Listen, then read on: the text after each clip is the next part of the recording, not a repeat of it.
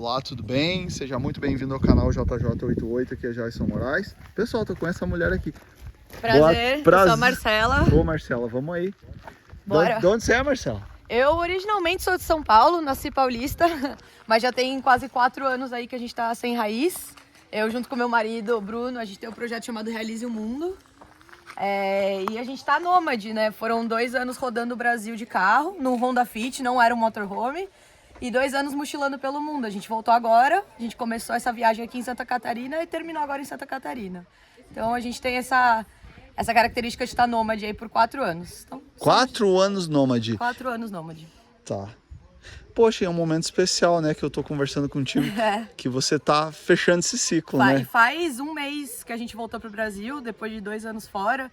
Rodamos pela Índia, pelo Nepal, pelo Sri Lanka, ali Ásia, tentando ficar pelo menos um mês em cada país, né? Porque a gente tem essa coisa de querer voluntariar, de conhecer as comunidades, não só visitar e ticar, né? Então, pelo menos um mês em cada país. Teve país que a gente ficou 2, na Índia nós ficamos 2 meses, na Indonésia nós ficamos 3. Então, a gente tem essa característica que a gente chama aí do slow travel, né? Que é como o pessoal fala aí no mundo da viagem. Mas tudo isso depois de ter conhecido bem o Brasil de carro, né? Foram 2 anos aí rodando o nosso país para poder falar melhor dele para as outras pessoas. Que coisa louca. Vamos aqui. Claro. Bruno, seu marido? Bruno, E exato. você? Marcela. Marcelo. Aqui, ó. Conheci um outro maluco para se juntar comigo nessa aventura e a gente dividiu esse sonho desde o primeiro dia e deu tudo certo. Olha só. Massa. 4 anos, então vocês estão fora de casa desde 2020. Nem sabe mais onde é casa. A maior terror da nossa vida é perguntar o nosso CEP. Falar, qual que é o CEP de vocês? Meu Deus, qual que é o nosso CEP, né? Mas é isso. Você é da onde, Marcela? Assim, lá. São Paulo, capital. São Paulo, capital. Nós dois, São Paulo, capital. Exato. E com a pandemia veio aquela possibilidade de trabalhar remoto. Nós dois trabalhávamos em banco na época. O Bruno trabalhou 13 anos em banco. E quando colocaram a gente em trabalho remoto, era só a oportunidade que a gente estava esperando para sair e conhecer o Brasil, né? Colocamos tudo no carro, cachorro, computador. Chegamos até São Miguel do Gostoso, no Rio Grande do Norte. Fazia aí, conciliava, né? O trabalho em tempo integral, CLT. E de manhãzinha cedo, até as 9 da manhã, tentava conhecer alguma coisa, fazer um passeio, fazer um voluntariado. Foi assim que a gente conseguiu conciliar a nossa vida dupla, né? Não abandonou a carreira. Vocês trabalham remotamente hoje? Agora não. Pra fazer um mochilão pelo mundo aí, a gente teve que pedir demissão, né? Porque aí veio o fuso horário, a gente queria ter experiência de fazer couchsurfing, né? De viver com as famílias dos locais, de fazer voluntariado e tudo isso, trabalhando como CLT ia ser inviável. Então hoje a gente faz mais freelancer. E agora estamos voltando e vamos ver, né? Tem uma ideia de começar um projeto plantando também no interior de São Paulo, na região ali da Serra da Mantiqueira. Por isso a gente veio aqui trocar mais umas figurinhas com eles, que são nossos mestres aí. Então é bem simbólico estar aqui fechando esse ciclo, né? Porque o primeiro voluntariado foi aqui e o último está sendo aqui também. Olha 2 só. anos depois. Tá. Vou conversar com o Bruno e eu quero saber tudo. Claro. Quero saber do Brasil e depois dos outros lugares aí e tal. Ô, Bruno, tudo bem? Tudo bem, pessoal? Prazer. Prazer. Meu Deus do céu. Ela história. contou tudo aí? Contou tudo. E foi uma viagem fantástica, assim, transformadora pra gente. A gente tinha muita curiosidade de como que era fora do Brasil e fora de lugares extremamente turísticos. Então a gente tentava fugir de lugares onde... Da rota turística. Da rota turística. Vou pra Indonésia, eu vou pra Bali. Não, a gente fugia, a gente foi explorar outras ilhas. Então a gente tinha uma conexão muito grande com o pessoal local, ficava na casa deles. Na Índia a gente ficou numa casa uma semana convivendo com uma família indiana, a comida deles. Então foi uma experiência bem transformadora. Conhecer outras religiões, conhecer outros costumes. Foi uma experiência que a gente vai levar pro resto da vida. Meu Deus. Pois é. E quantos países foi? Foram, acho que 14 países. Tu tá louco? Sério, cara? 15 com o Brasil, né? Sem o Brasil. Sem o Brasil. Então, conhecendo o Brasil, Meu Deus do céu. Pois é. Tá aqui um casal que tem história pra contar, né? Oh, tem muita história pra contar. Eu acho legal contar que acho que diferente quando o pessoal fala, a gente falar dessa viagem, o pessoal acha que do dia pra noite a gente resolveu chutar tudo, cansou do chefe, sair do banco. E não, foi um plano que a gente fez aí durante 5 anos. Foi adiado um tempinho por conta da pandemia e foi aí que a gente começou a viajar ao Brasil. Essa viagem pelo Brasil ela acabou acontecendo, ela não era parte do plano. E a gente resolveu levar pra ver até um dia, mas ao mesmo tempo juntando dinheiro porque a gente sabia que nosso plano maior era pegar um mochilão e cair pelo mundo, né? Principalmente Isso nessa região lá. que é uma região, né? Esses 14 países é uma região Na lá. verdade, A gente deu uma começou- andada boa. A gente evitava pegar avião, então a gente começou entrando pelo Marrocos, tinha que parar uns dias na Espanha, mas assim, a gente tentou fazer a maioria por terra. Então no Marrocos a gente tentou ir pro Egito. Vocês foram de avião até? O avião mais longo que a gente pegou foi somente para chegar na Europa. Depois a gente foi fazendo só voos locais, ou o que dá para fazer, a gente fazia de Tá, vocês ônibus. desceram aonde, por exemplo? Pra começar a viagem, a passagem mais barata era São Paulo-Madrid, né? Mas nenhum dos dois tinha o objetivo ali de ficar pela Europa, de ficar pela Espanha. E aí foi a porta de entrada, né? Porque de lá você começa a ter acesso às companhias low cost. Então você começa a ter voos ali pro Marrocos, pra Marrakech, na casa de 18, 19 euros, assim, né? Que Nossa, é barato. Então se a gente fosse fazer essa rota direto do Brasil, ia encarecer muito. Então a gente usou a Espanha como porta de entrada somente. E ali começamos a viajar pelo norte da África, né? Então estivemos no Marrocos, depois a gente foi até a Jordânia, Oriente Médio. Da Jordânia a gente pegou um barco pra entrar no Egito, a gente entrou no Egito por Porto. Aí passamos um perrenguinho no Porto pra fazer a imigração ali. Aí vem os perrenguinhos, Aí né? foi pro Chipre, do Chipre a gente conseguiu ir pra Turquia, da Turquia por terra a gente foi pra Geórgia. Tá. Aí depois a gente pegou só mais um voo pra chegar no Nepal, daí no Nepal a gente foi pra Índia, então a gente foi fazendo um desenho que fosse que não gastasse muito, pegando muito voo, então tornando a viagem menos custosa, e ficando mais tempo a gente percebeu que a gente gasta menos, a gente consegue fazer voluntariado, a gente fez voluntariado cuidando de animais, então as pessoas viajavam e deixavam a casa com a gente ficava um mês num lugar sem pagar hospedagem, só pagava o que comia. Então a gente fazia formas de tentar economizar estadia, que é um dos maiores gastos de uma viagem, aonde você vai dormir. Então a gente tentava fazer voluntariado, fazia pet sit, cuidando de cachorro, gato, a gente cuidou até de cavalo na Turquia, a gente cuidou, então... Não tínhamos experiência prévia, é importante, deu tudo certo, mas ó, A não gente tinha experiência. Ficou 3 semanas no litoral da Turquia, cuidando E do fazendo cavalo. essas coisas que o Bruno falou, automaticamente, além de economizar hospedagem, é uma forma de você emergir na cultura local. Porque você não vai ficar em lugares turísticos, você tá indo ficar onde as pessoas moram, então é fora dos centros turísticos.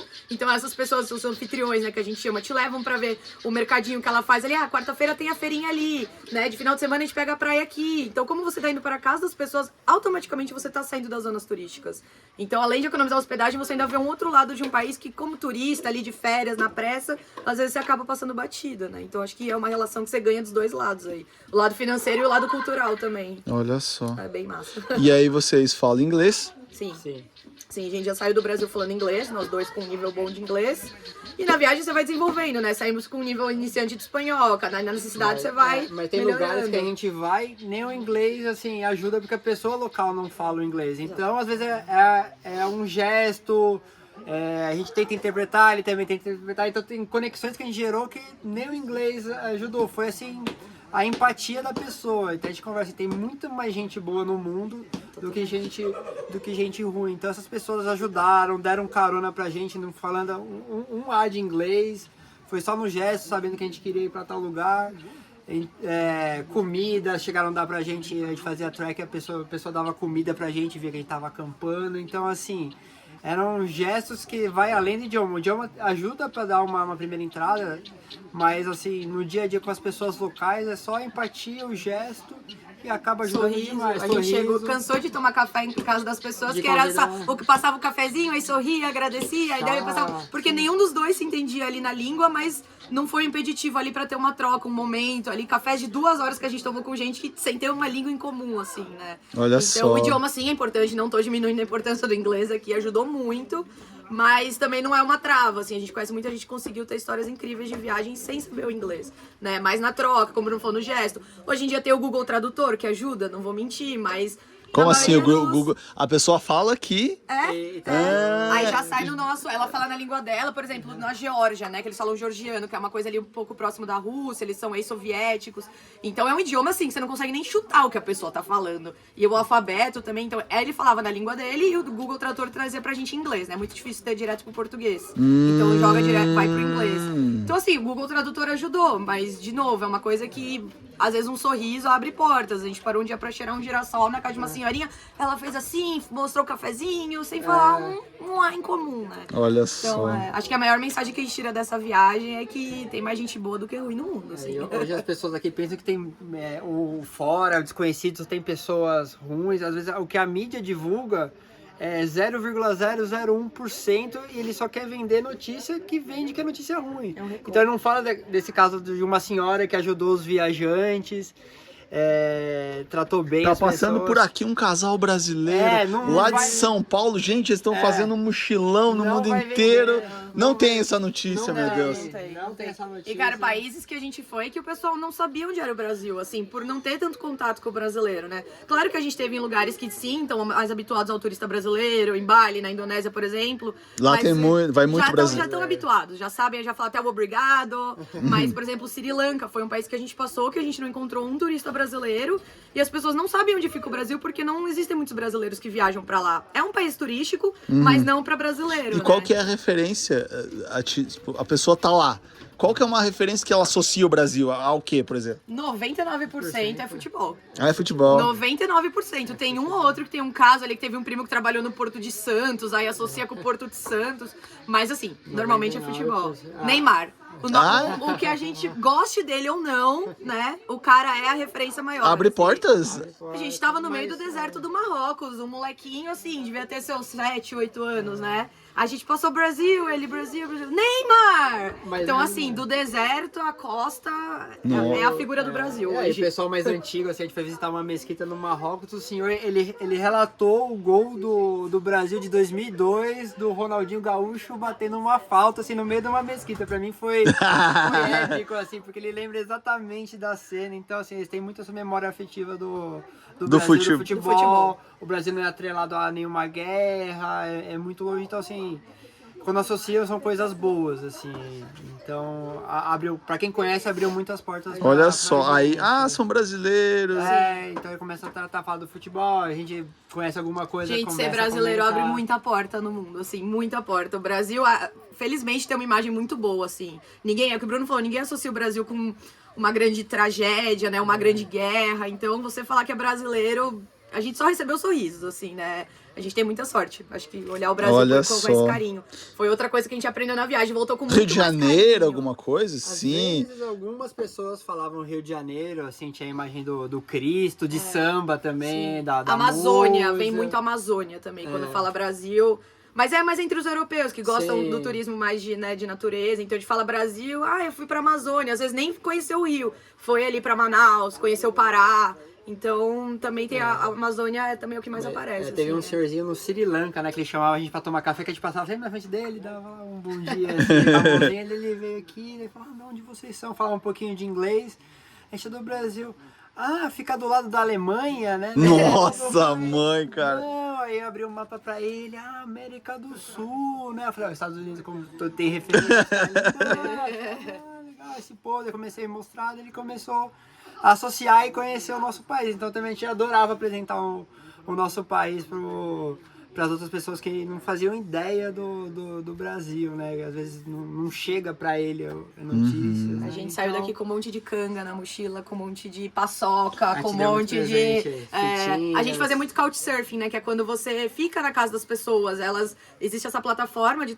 Não chega nem a ser troca de hospedagem, são pessoas que simplesmente abrem as portas pra você e te hospedam. E aí você pode viver o dia a dia com a família, cozinhar com eles, aprender uma receita local. Então sempre como retribuição, quando a gente conseguia um couchsurfing, a gente... Nossa, tinha canga, tinha bandeira, tinha paçoca, tinha havaiana, tinha... Assim, acabou nos primeiros 6 meses, infelizmente. Chegou no final da viagem, a gente queria tanto ter uma canga ali pra presentear uma pessoa.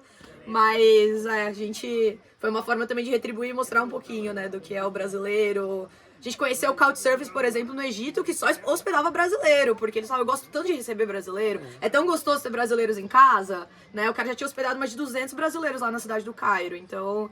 Somos bem vistos, gente, a mensagem é essa, o brasileiro é querido no mundo. Olha só. Pode ir, pode viajar, que a gente tem portas abertas e o mundo é grande, assim, a gente adquiriu uma expansão na cabeça de culturas, de costumes, eu acho que... Até porque vocês fizeram imersão ali no Sim, local, a gente né? ficava lá, não ficava 2 dias e ia para um outro país, a gente ficava um mês, a gente conhecia as pessoas. E fomos Era de cabeça e coração abertos, né? Pra culturas totalmente diferentes da nossa. Acho que eu posso estar, por exemplo, a gente passou por muitos países de maioria muçulmana.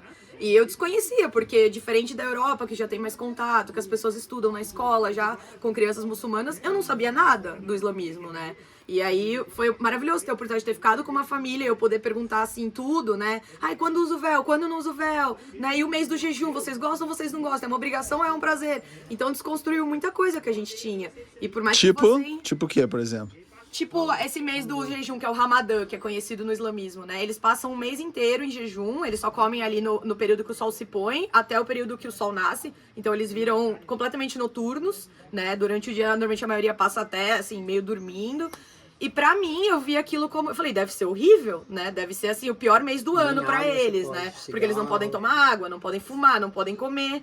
E na minha cabeça aquilo era uma aprovação para os muçulmanos. E a primeira oportunidade que eu tive de conversar com uma menina, ela falou: o Ramadã é o mês mais feliz de qualquer muçulmano, é o mês mais feliz de qualquer família muçulmana.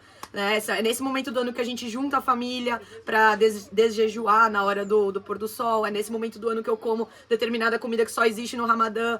Então é um momento muito simbólico para eles, religiosamente também. E na minha cabeça aquilo era uma obrigação. Eu falei, nossa, coitado, está chegando o Ramadã. E não era nada disso, assim. Vou aproveitar e perder uns quilinhos. A gente tentou uns 3 contribuição dias. bem rápida. Ah, tá. Tudo isso que ela está relatando e muito mais está escrito de uma forma, numa redação muito especial, que só essa pessoa e essa conseguem fazer.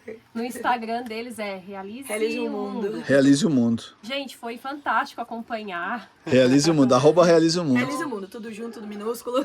No Instagram, assim, foi tipo um diário de bordo, né? Sim. Escrevendo e fotos. Sim, sim. Incrível. Sim. Assim, é de ficar lá dentro e rindo do menino Bruno. Do menino Bruno, como ela chama ele. A gente sempre tentava levar um pouco pro humor, assim. Passamos perrengue, lógico, acho que nenhuma jornada tem, né? Você pode, como falar, idealizar vida, muito, né? Tem os perrengues, a gente já espera, tem A perrengues dificuldade do dia a esperados. dia, né? Mas depois que passava ali, que baixava o sangue, a gente tentava trazer isso com um pouco de humor, né? E, óbvio, contar o que aconteceu para que outras pessoas não passem. Mas também sempre tentando levar humor. Pô, a gente quis tanto estar aqui, a gente quis tanto essa jornada, esses perrengues fazem parte, né? Não existe uma jornada ali 100% linear, que tudo vai dar 100% certo, não Eu tô tem. esperando sair o livro dele. Ah, olha só. Chama nós aí pra divulgar. Ou eu Pode divulgo, deixar, certeza. claro. Conte comigo pra divulgar vocês. Massa demais. Tá, então. Não, e aí vamos conversar. Nossa, tô amando. dá corda Ô, aqui, e esse microfone aqui tá desligado, avisar que eu não liguei, mas daí você fala alto pra caramba, tá tudo certo. Alto e Ele não rápido, tá né? funcionando. Tá ali bonitinho. Alto e rápido, já recebi esse feedback também. Pois é.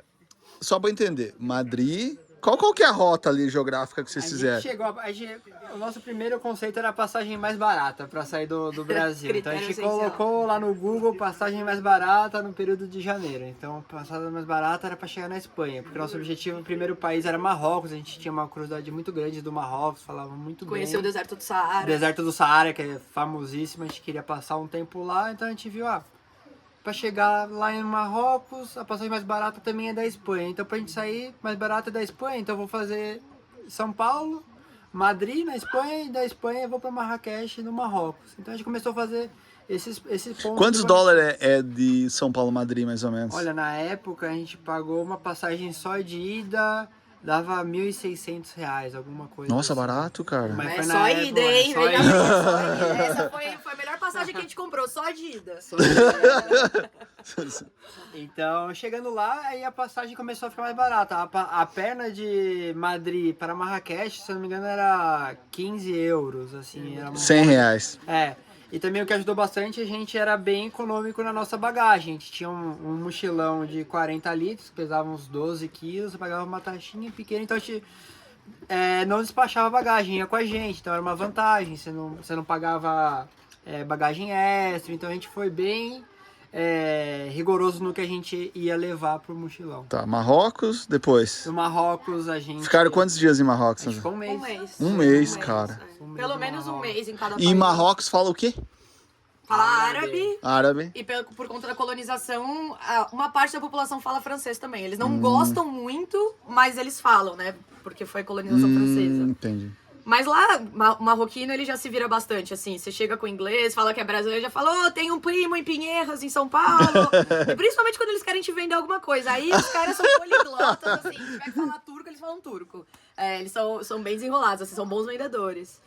Aí do Marrocos a gente foi pra Itália. O que vocês levam, assim, de Marrocos, assim? Uma coisa assim que vocês não esquecem. Eu acho que talvez o quanto as pessoas são parecidas com os brasileiros, né? No sentido de receptividade, no sentido de ser muito amigável, de sentar, puxar conversa, toma aqui um cafezinho com a gente. E também foi o primeiro contato que a gente teve com o mundo muçulmano, né? Então todas essas interações que eu tive com as meninas de lá, da minha idade, ver uma realidade totalmente diferente da minha, onde eu pude perguntar tudo que eu Tipo o queria quê, por perguntar. exemplo? A questão do uso do véu, né? Eu falei, mas todo Elas mundo têm um tem que usar casamento véu. assim meio... Ainda tem? Ou é lenda? Algumas sim. Tem regiões do país que são mais conservadoras, né? A mesma coisa no Egito, onde a gente teve. No Cairo, na capital, você já tem um pouco mais de flexibilidade. A partir do momento que você começa a migrar e mais perto das fronteiras ali com a Líbia, aí são partes mais restritas, assim, né, para as mulheres. Tem casar com quem o pai e a mãe quer, essas coisas assim. Sim, Também tem. Isso você vê um pouco na cultura na Índia também, que foi um país onde a gente pôde ficar mais tempo. Ainda existe a questão do casamento arranjado, sim, mas não é 100% e não são todas as regiões do país. Pois é, a Índia é um país enorme. Ó, eu tô falando aqui sem conhecer nada, não conheço nada lá, É né? enorme. É enorme e lá foi Mas o bom da Índia é que ele é enorme, diferente do Brasil, eles têm trem pra tudo quanto é canto. Então a Índia a gente fez de cabo a rabo de trem, né? E aí eu sei que muita gente vai ter aquela imagem do trem indiano das pessoas penduradas na porta, né? Aquela coisa bem caricata. Existe, é verdade, mas existem outras classes no trem, então não é todo mundo que viaja daquele jeito. A gente quis testar uma vez, a gente foi ali no meio da galera. É daquele jeito que mostram, mas se você não quiser passar por isso, de repente não quiser ter essa experiência, existem outras formas de viajar nos trens da Índia e não é... Aquilo lá é só um recorte das opções que você tem, né? Mas a Índia, apesar de ser muito grande, é um país que você atravessa de cabo a rabo de trem. Isso facilita muito, né? Chegamos a pegar trem de 15, 16 horas na Índia. Você almoça, janta, faz amigo. Eles são muito amigáveis, assim. Então, todo trem a gente saía com um amigo, um convite pra um casamento. É maravilhoso. Oferece o que tá comendo um, o que tá comendo o outro. É uma festa, gente. Olha. Eles são bem abertos, assim. Você falando da Índia, assim, a diferença cultural que tem aqui no Brasil, por exemplo, só falamos português. Na Índia tem 14 idiomas oficiais e, se eu não me engano, mais 25 não oficiais. Ou seja, você foi aqui de Urubici para São Joaquim, mudava às vezes o idioma, mudava a comida, mudava a religião deles. Então, assim, ele é um país grande, mas culturalmente ele é maior ainda. Porque Ele é o mundo. Ele é o mundo dele. Eles viajam muito só dentro da Índia porque são totalmente diferentes. Na parte norte, perto do Nepal, eles são budistas, mas no centro eles são hindu. Mais para baixo tem a parte cristã, tem um pedaço de judeus também que ainda tem remanescente da parte da descoberta ali da Índia. Uma parte enorme de muçulmanos muçulmano também. Então, assim, muda comida, muda idioma. Às vezes nem eles se entendem entre eles. Eles falam inglês porque um fala um idioma e o outro fala outro Que idioma. louco, então é uma coisa que mudava. Assim, as danças são diferentes. Então, assim, a gente passou 2 meses, mas dava pra passar um ano viajando. Foi como se tivesse ido para uns 10 países, assim. A Índia, você andou 100 quilômetros, já mudou tudo. Então não cansava viajar por lá, porque toda hora era coisa nova. A gente aprendia a agradecer no idioma, andava 100 quilômetros, já mudava a forma de agradecer. Eu falei, poxa, eu vou passar de mal educada aqui, porque toda vez que eu aprendo a falar obrigado, né, num idioma deles, já muda tudo. Então, assim, a Índia, recomendo, gente. Não é um país, é uma experiência, né?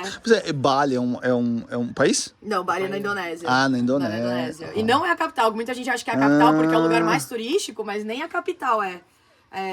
Bali é interessante também, porque a Indonésia, de novo, é um país de maioria muçulmana, né? Um arquipélago, na verdade, são várias ilhas. E Bali é a exceção porque é a única ilha hindu, né? De religião, maioria hindu. Então, eles seguem costumes totalmente diferentes de todo o resto da Indonésia, assim. Também é um país muito diverso pra se visitar. Cada ilha que você vai, também você já percebe. A gente tá acostumado no Instagram, né? Que você tem que falar tudo em 1 minuto ali. Não, aqui é mais tranquilo. Então, o que você estava falando mesmo? Tá falando da Estava na Índia, da diversidade. mas acho que ele queria que a gente falasse um pouco mais focado da rota, né? Qual foi a rota que a gente fez. Então a gente tava no Marrocos, a gente viu que a gente sempre via um destino que a gente queria e via qual era a passagem mais barata para chegar naquele destino. A gente queria ir para Jordânia, por exemplo. A passagem mais barata para ir para Jordânia é sair da Itália. Daí a gente viu quanto custava o voo do Marrocos para Itália, também era barato. Então, mas a Itália é um país caro. O que a gente fez? Tem um programa de cuidar de bichinhos que chama Trust House City, onde a pessoa vai viajar, vai tirar férias, vai visitar os pais, vai visitar a família e alguém tem que cuidar do bichinho dele. Então a gente precisava de uma casa. Então esse aplicativo une as pessoas que precisam de uma casa, que gostam de bichinho, e a pessoa que vai viajar e precisa que alguém cuide. Une esses dois, a gente consegue ficar na casa da pessoa de graça, cuidando do bichinho, a gente só paga a nossa alimentação. Então Na Itália, a propriedade custa para alugar para um casal 90 euros. É inviável para a gente por noite. Então fica inviável para a gente ficar lá. Então a gente arrumava formas de baratear. Então a gente ficou numa casa lindíssima na Toscana, cuidando de um cachorrinho cheio de trilha por lá. A gente ficou 15 dias lá e não pagamos nada. A gente só pagava, a gente ia no mercado, cozinhava em casa, era mais barato. E ficava numa super casa de filme, assim. Então a gente aproveitava como baratear um lugar que às vezes é mais caro. Então a gente tentava voluntariado, esse house sitting, a gente fez mais de 10 durante quase 2 anos de viagem. Então a gente sempre tentava ver como a gente fazia a nossa rota. Então a gente ficou na Itália 15 dias, depois a gente desceu pra Jordânia, que aí também é um mundo Petra, assim, é um negócio que você olha assim, você não acredita que um ser humano conseguiu construir aquilo de tão gigantesco que é aquele complexo. Então na Jordânia a gente começou o mês do Ramadã, que a Marcela comentou, então foi a primeira chegada, assim, veio um senhor dar uma chegou bem na hora que quebra o jejum, ele deu uma tâmara pra gente e falou Ramadã Mubarak, que é Feliz Ramadã, né? Então foi uma porta de entrada pra gente na Jordânia, a gente conheceu Petra, depois a gente desceu até o Mar Vermelho, a gente pegou um barco, foi pro Egito. Então no Egito também a gente é mergulhador, então a gente mergulhou no Mar Vermelho, a gente foi para as pirâmides, então a gente conheceu o complexo de pirâmides, assim, também é um negócio que todo ser humano devia conhecer, como que eles construíram aquelas pirâmides daqueles tamanho. Rio Nilo também a gente visitou. Então, e de lá do Egito a gente foi pro Chipre, que não estava no planejamento inicial. Então a gente também tem esse ponto que a gente não se apegou 100% ao plano inicial, né? A gente sim tinha os países-chave que a gente queria passar, esses a gente não abre mão. Mas o resto a gente vai deixar a estrada levar. Seja porque a gente ouviu alguém falar, seja porque é uma passagem barata, como foi o caso do Chipre, que era um voo de 45 minutos ali do Cairo pro Chipre, de Chipre, né? Sabia que era uma ilha ali no meio do Oriente Médio, Europa, no meio de tudo. Aí a gente falou, a gente não queria ir, então vamos ficar só 12 dias. Acabou que ficamos quase 2 meses no Senhor Chipre também. Gostamos tanto. Então, o bom de viajar dessa forma é que você vai aberto, de uma forma que normalmente você não tá quando você tá com tempo contado, né? Então, uma parte a gente tinha planejado e a outra a gente... Acho que é legal falar isso porque a gente deixou a estrada aí levando e a gente foi parar em lugares que a gente nunca tinha ouvido falar também, ou lugares que a gente nunca imaginava conhecer. E aí o Chipre foi um deles e nos surpreendeu, assim. Eu mudaria pra lá amanhã, por exemplo. Ele é um país... O lugar que vocês se mudariam de toda essa viagem era o Chipre? Tem o Chipre, a Turquia também é um lugar que pra mim ele é o centro do mundo, assim. A Turquia é um país tão aberto que a gente fez um voluntariado, tinha uma pessoa do Sudão do Sul, uma pessoa do Sudão, assim, pra mim era uma coisa tão longe, assim, conhecer uma pessoa do Sudão, do Irã, da Costa Rica, do Marrocos, tinha uma pessoa da Síria, da Síria. Então a gente tinha uma mesa de voluntários, a gente fala que era a mesa da ONU, porque cada um era de um canto do mundo. O jantar parecia o debate sei lá, do G20, né? É muito maluco aqui. Então a Turquia também é um país, assim, a comida é muito boa, o pessoal muito hospitaleiro. Então o Chipre, acho que a Turquia, a gente mudaria agora... daria para estabelecer residência tranquilamente, assim, tirando o Brasil, que a gente ama o nosso Brasil, mas são países que foram muito encantadores pra gente. E depois do Chipre? Depois do Chipre a gente foi pra Grécia, também a gente queria conhecer Atenas, o berço da humanidade, então a gente foi queria conhecer as ilhas também, né? A gente gosta de história, mas também gosta de uma praia, né? Não vamos mentir. Aí ficamos na Grécia um mês. De novo, era um país que era pra ter ficado menos tempo, principalmente esses países que são da zona do euro, que pra nós brasileiros é muito caro. Nós estávamos como mochileiros, né? Se a gente ficasse muito tempo em países muito caros, a nossa viagem não ia durar o que a gente queria que durasse. Então na Grécia a gente acabou fazendo outro house sitting, né? Que foi esse programa que o Bruno falou. A gente cuidou de 2 cachorros e um gatinho lá e acabamos estendendo, mas assim, foi sem pagar acomodação, então já valeu a pena. Aí da Grécia, Croácia, Albânia, aí Albânia a gente entrou na Turquia, aí já começou a viagem direcional mais pra lá, né? Sim. Turquia quase que a gente não sai de lá também, foram quase 3 meses na Turquia, fizemos trabalho voluntário, numa pegada parecida aqui com a família Catarina, colhemos tomate, colhemos berinjela, o que mais que tinha pra colher? Tinha tudo pra colher naquele lugar, ninguém falava nada de inglês, então esse foi na base da mímica. Hoje vocês vão chop, que era pra cortar o mato. Enfim, foi uma experiência interessante ali, porque tinha a questão da língua também, né? Não foi uma barreira, Mas foi uma coisa que a gente lidava ali todo dia de não conseguir entender bem quais eram as tarefas, o que a gente tinha que fazer. Aí o Google Tradutor deu o jeitinho dele ali, né? Da Turquia nós fomos para a Geórgia. Quando a gente fala Geórgia, muita gente acha que a Geórgia é o estado dos Estados Unidos. Não é. Existe um país na região dos Cáucasos ali que chama Geórgia. Um país da ex-União Soviética, né? Numa história muito recente. Então lá a gente conseguiu sentir muito de perto a questão do conflito da Ucrânia com a Rússia, né? Porque a Geórgia acabou virando um ponto ali, fica entre a Ucrânia e a Rússia. Então desde o pessoal russo refugiado e o pessoal ucraniano refugiado. Então a gente teve muito contato com os refugiados de guerra dos dois lados lá. Foi bem chocante pra gente, né? Porque apesar da gente escutar falar da guerra, tá longe, né? O Brasil tá muito longe de tudo isso. Então a gente começar a conhecer histórias de refugiados que estavam na mesma guest house que a gente foi uma coisa assim que tirava o nosso sono à noite, né? Que a gente parava pra pensar, assim. Das duas nacionalidades, né? A gente acha que a guerra, um odeia o outro, o pessoal da Ucrânia e da Rússia, eles se odeiam, na verdade, eles estão morando junto numa guest house, trabalhando juntos, ninguém aguenta mais a guerra, eles querem um fim da guerra, mas assim, a gente vê que é uma coisa muito política e que quem sofre é o povo. Então a gente achava que as pessoas se odeiam, não, na verdade as pessoas só querem o Cada fim um da quer guerra. a sua vida de volta. Exatamente. O seu Voltar pra lugar. normalidade. Voltar, exato. você vê histórias assim de pessoas que tinham firmas, tinham escritórios de tecnologia e tiveram que mudar do dia pra noite e morar na guest house de uma pessoa que deu um trabalho para ela, deu uma oportunidade, ela teve que ir com os filhos, com o cachorro, pegar o carro e atravessar a fronteira. Então foi a primeira coisa assim, que a gente sentiu de conflitos, né? Pra gente era tão longe, né? Tá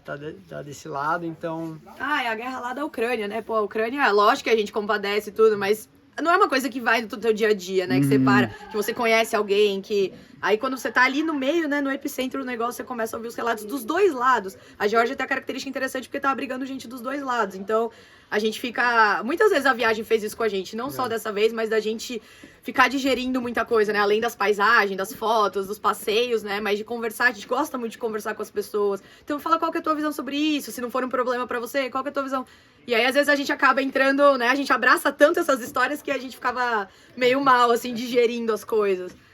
Mas a Geórgia, a parte de tudo isso, também é um país maravilhoso para quem gosta de trekking, né? Tem a região ali dos Cáucasos, das montanhas, então para quem curte trekking, para quem curte travessias longas, assim, é um parque de diversões.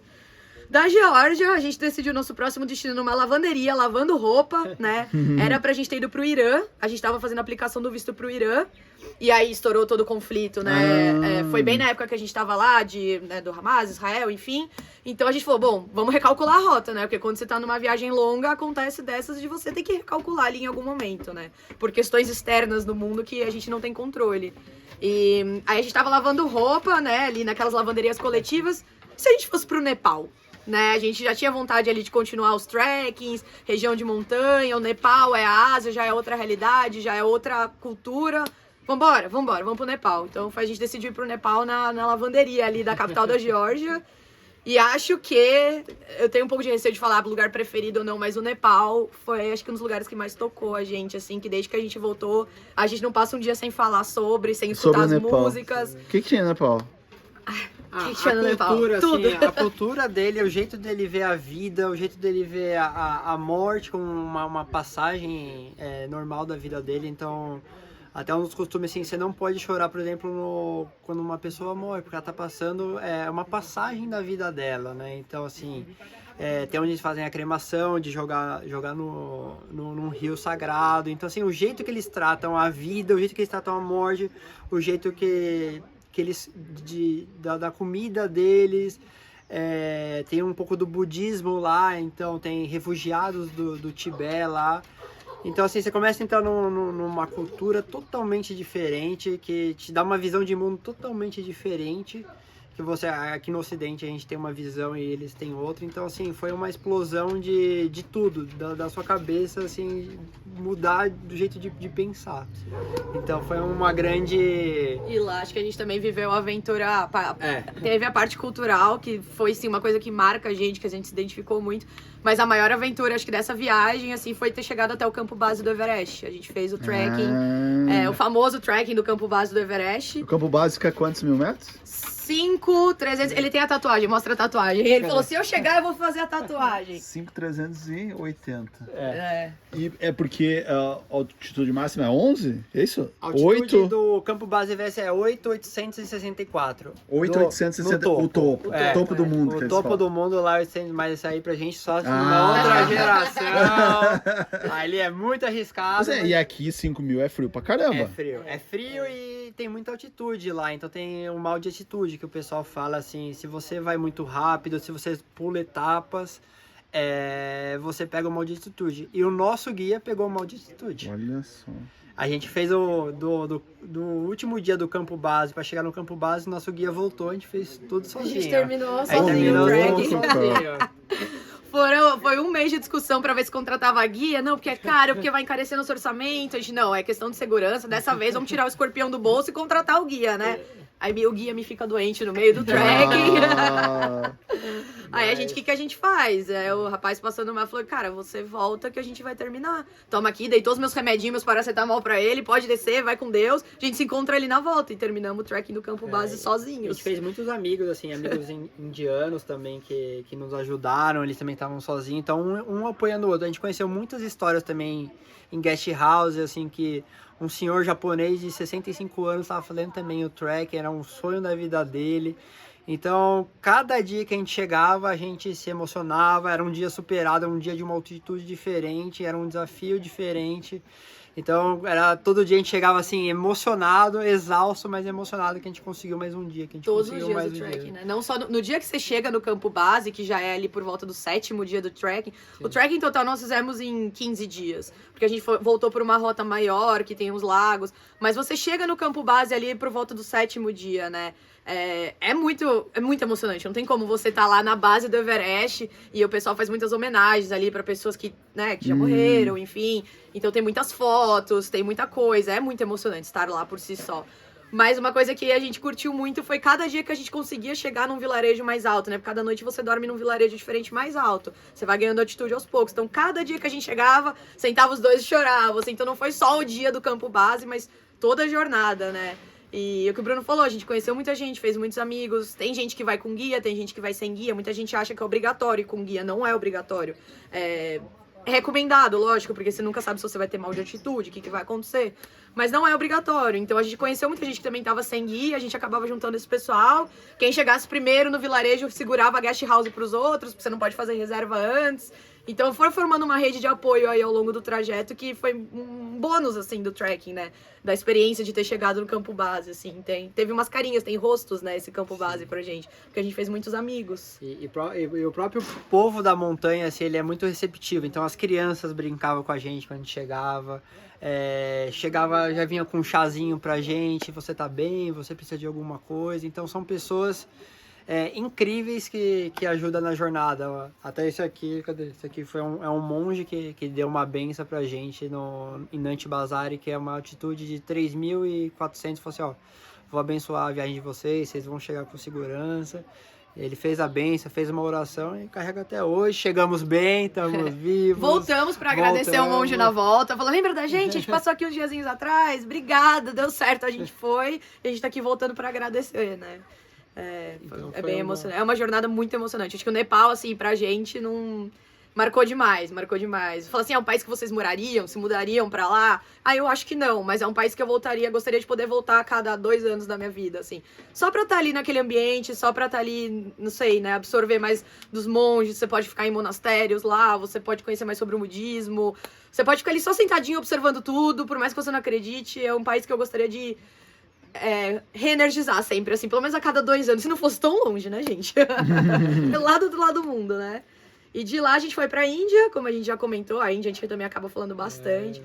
Chegamos com muito medo, com tudo aquilo que a gente fala, escova o dente, toma banho de boca fechada, escova o dente com água mineral e cuidado com tudo o tempo inteiro. Então, nossos primeiros dias na Índia a gente tava nessa pilha, né, de cuidado com tudo e não encosta em nada. E à medida que o tempo foi passando, a gente foi conhecendo gente, foi relaxando, foi se permitindo comer uma comida de rua ali, ver se dava certo, outra aqui. Vou falar pra vocês, foram 2 meses comendo comida de rua, a gente não teve nada. Nada. Todo dia alguém me ligava, e aí, já teve dor de barriga? E aí, já teve... Não sei, ó, se os dois aqui têm uma imunidade boa, mas não aconteceu nada com a gente. Mas também depois dessa a gente acha que já tá, ó. Foi uma explosão, assim. A gente chegou até ir num casamento indiano. A gente foi num casamento, foi convidado por amigos, assim, não, minha irmã vai casar, vamos lá. Óbvio, uma experiência, acho que é a experiência mais dentro de uma cultura que você pode viver é um casamento. Então a gente foi num casamento no Egito, a gente foi num casamento na Índia, a gente foi num casamento na Itália, assim, são experiências... E vocês não casaram lá em um lugar desse? A gente A gente casou no Brasil, por acaso, né? A gente já tinha carimbado. Mas deu vontade de fazer de novo ali na Índia, só pra, né? Só pra usar aquelas roupas maravilhosas, aquelas mulheres se casam maravilhosas. A única cor de roupa que não pode casar na Índia é de branco, tá? A noiva pode escolher a cor que ela quiser ali. Preto do sari. pode? Preto pode. Pode. Pode. Eles falam só o branco é a única cor, porque no budismo e no hinduísmo o branco é a cor do luto. Então tudo aquilo que o Bruno falou de ressignificar a morte, tudo, é tão oposto da nossa cultura que a cor do luto pra eles é o branco, né? Então assim, já começa daí a ser o oposto do que a gente escuta a vida inteira, né? Então teve a questão do casamento na Índia, teve a questão do trabalho voluntário, a gente voluntariou numa fazenda de cacau no sul da Índia. O sul da Índia já tem um clima ali próximo do Brasil, é mais tropical, então tem muita coisa que a gente conhece de fruta aqui, que tem lá também. A gente chegou lá, achou rapadura, uma barraquinha de rapadura na Índia. Eu falei, que é isso, gente? Isso aqui é nosso, devolve. Eles, não, cana-de-açúcar é daqui, os portugueses que levaram pra lá. Olha só. Então, assim, às vezes, em pequenas coisas você sente, né, proximidades que você jamais esperaria, assim, que ninguém fala sobre. Então, aquelas pessoas chegaram com medo na Índia ali, com receio de tudo, cara, são duas pessoas que hoje... Se a gente ouvir alguém falar mal da Índia perto da gente, ó, sai daqui. Eu sou advogada da Índia agora. Voltaria, é um país que a gente voltaria mais umas 15 vezes, até por conta do tamanho. Pra morar? Não sei. Mas voltaria mais algumas vezes pra visitar, assim, regiões e pessoas que marcaram muito a gente. A gente tem contato até hoje com eles. E foi maravilhoso. Da Índia, o que a gente fez foi pular pro Sri Lanka, que é a ilhazinha que fica ali do lado, no sul da Índia, né?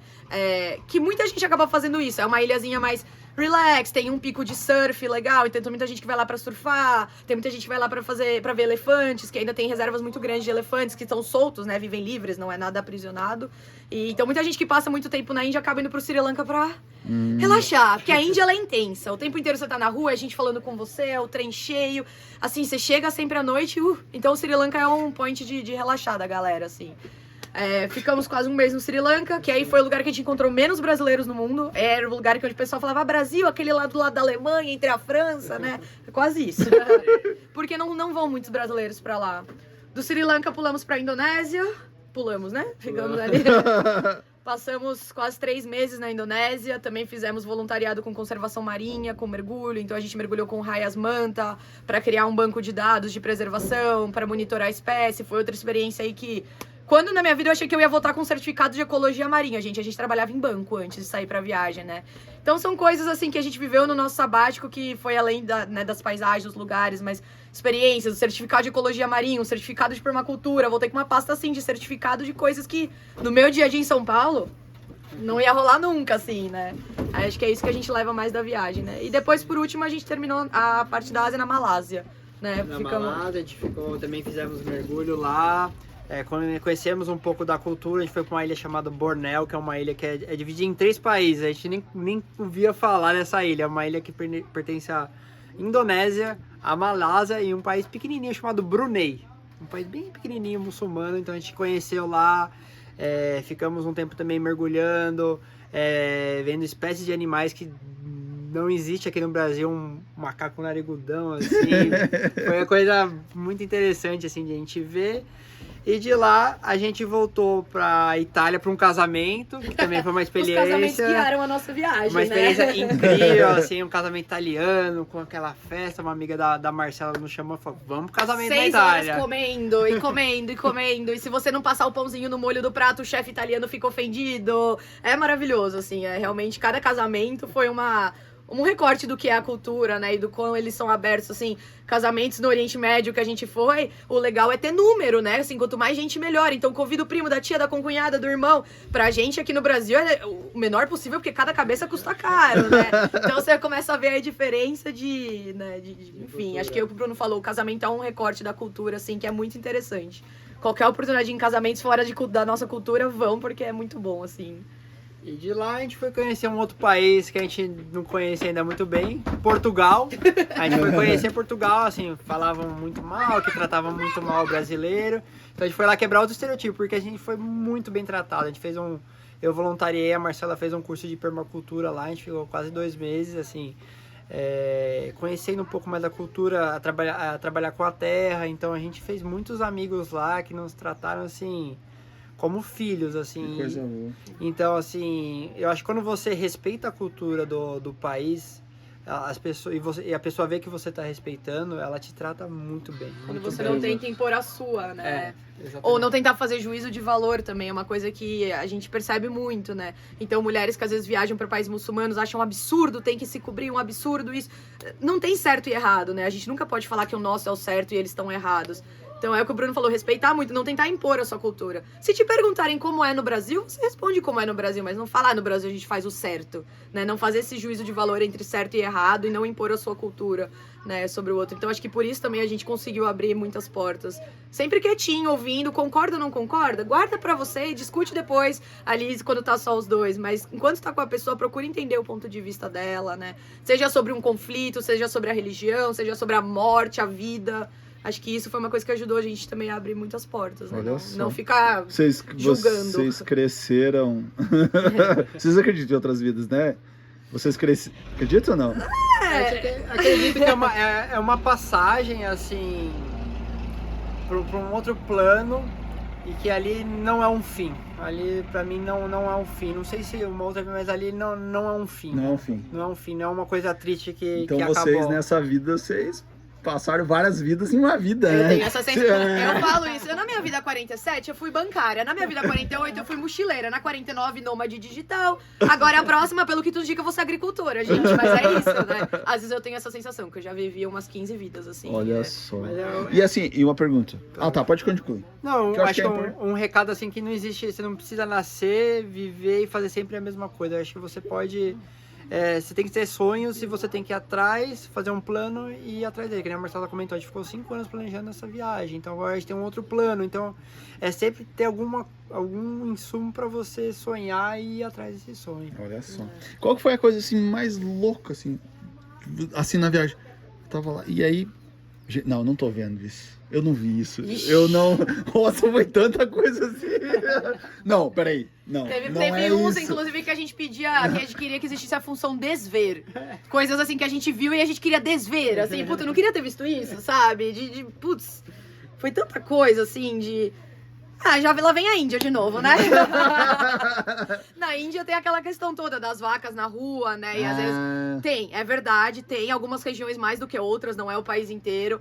Mas assim, vira e mexe, a gente vê aquele caos na rua, né? A vaca passando o tuk-tuk, lá não tem regra de trânsito, então os turistas indo do tuk-tuk, aí passa a vaca, aí passa o esquilo, aí passa o macaco, aí passa a galera. Aí você não E aí os caras, não os caras fazendo xixi ali no meio da rua, na frente de todo mundo, no meio da cidade. Tem horas que você fica assim, meu Deus, eu quero desver, né? Para dar um tempinho aí, né? No começo você fica chocado, mas esse acho que é o importante de você passar um tempo maior no lugar, né? Você começa a entender que aquilo é o dia a dia. Se você ficar 2 dias, você vai ficar horrorizado. Leva um tempo até você se habituar Processar. com tudo que você tá vendo, porque é uma intensidade sem tamanho, assim. E tipo assim, uma curiosidade minha aqui. Nessas...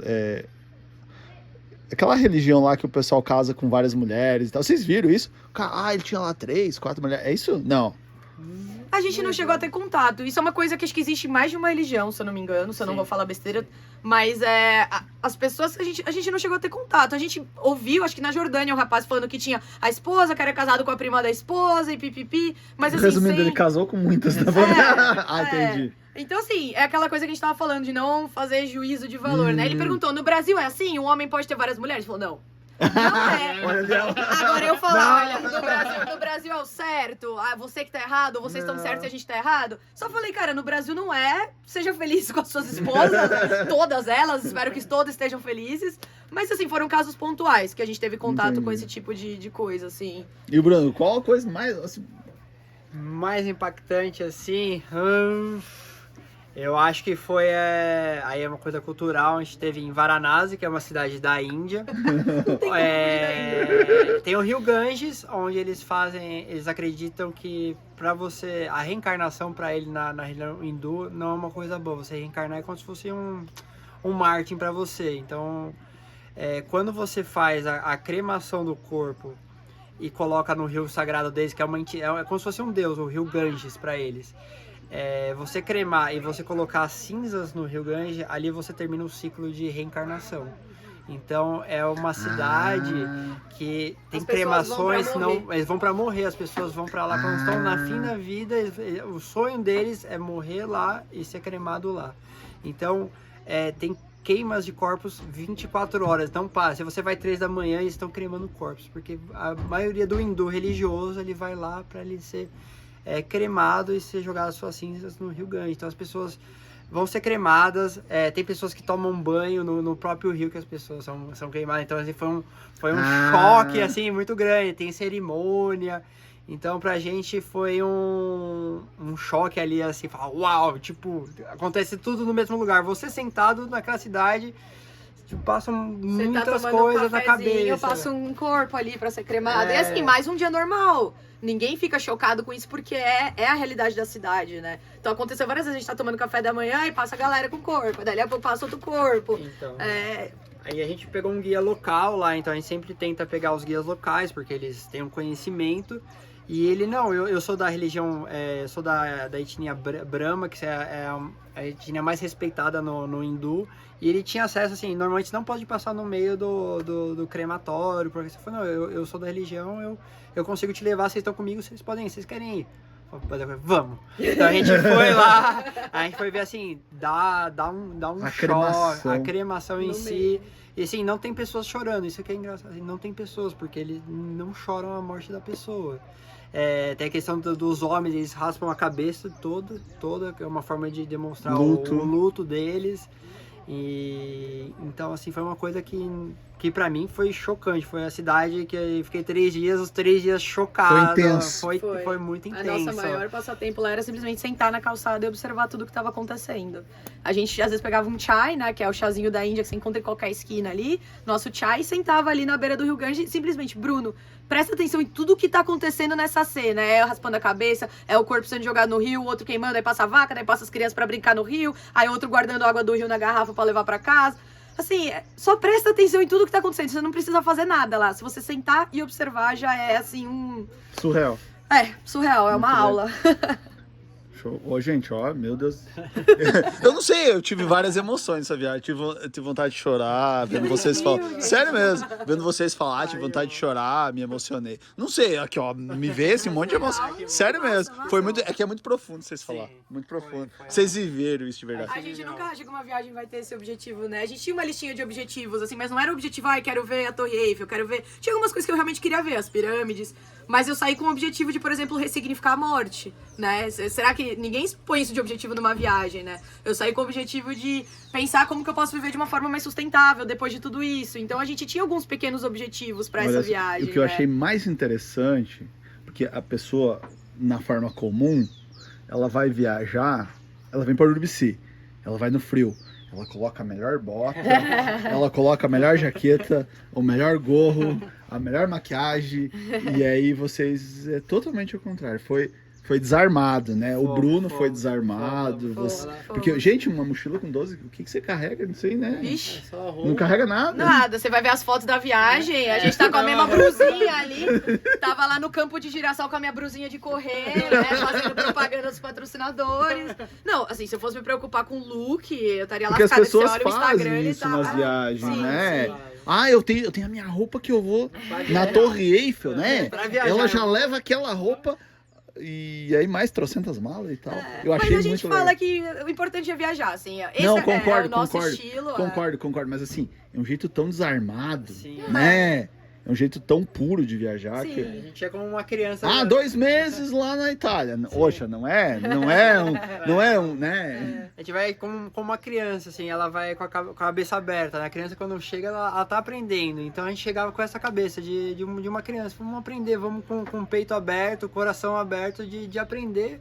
Porque pra mim é uma forma totalmente respeitosa com a pessoa, com a cultura da pessoa, e porque eu quero aprender, eu sou um grande curioso, assim, a gente chegava com uma grande curiosidade. Tinha dias que a nossa programação era ficar sentado na praça conversando com todo mundo que que passasse, né? A gente tinha programado, visitar tal coisa num dia. Putz, alguém engatou numa conversa, esquece o que a gente ia visitar. Vamos ficar aqui conversando com essa pessoa. Quando que a gente vai ter essa oportunidade de novo, né? Então tinha uns que a gente sentava num café com um, aí daqui a pouco com outro, aí sentava na pracinha, o senhorzinho puxava assunto.